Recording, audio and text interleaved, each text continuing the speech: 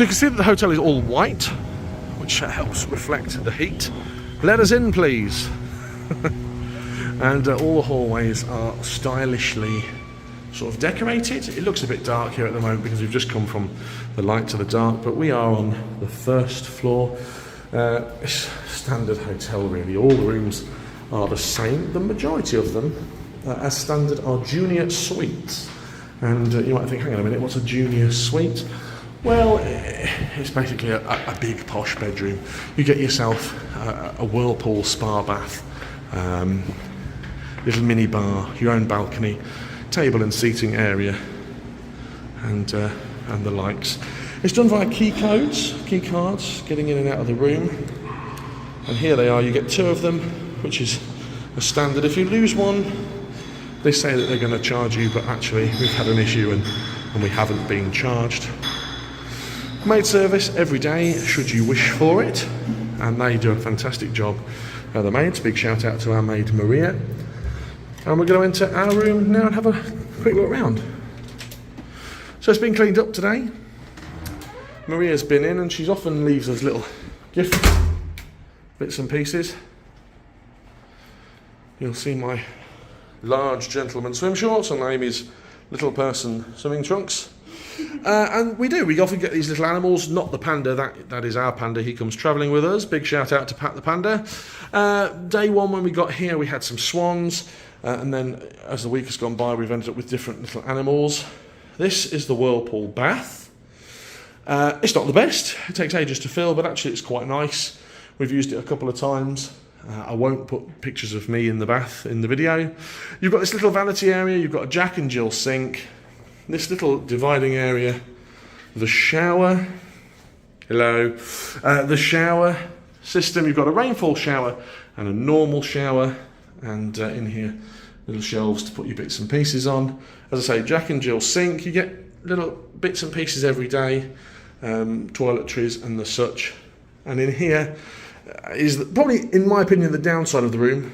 You've got a toilet, obviously it's enclosed, but once you're sat on there, if you're a large person, your knees touch the door, but fully functional. It's just me picking faults.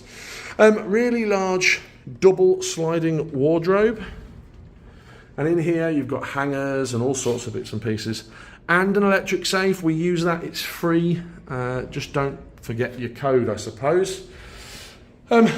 Massive bed, absolutely massive bed in the room, and it's not 2 beds pushed together, it is 1 single bed.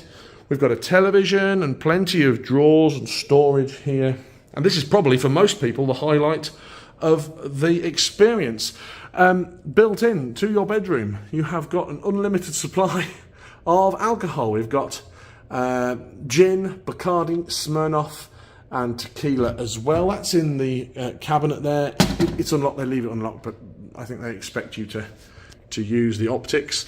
You've got a coffee machine, no kettle. That's the only problem about this, no kettle, and Mrs. John Cooten is gasping for a cup of tea first thing in the morning, and she's been unable to have one. Ice bucket, it's empty. There's an ice machine in the hallway which I can show you, and here we have our own little mini fridge, and they restock this mini fridge daily, and you get things like Canada Dry, tonic water, Pepsi, cola, water, Sprite and beer. I've taken the beer out of there because, well, I'm going to be enjoying it this afternoon. That's in the mini fridge. It's all included in the price. You don't pay anything extra on checkout. They fill that up daily. They come round and they say, what do you need for the mini fridge? And you can fill that in.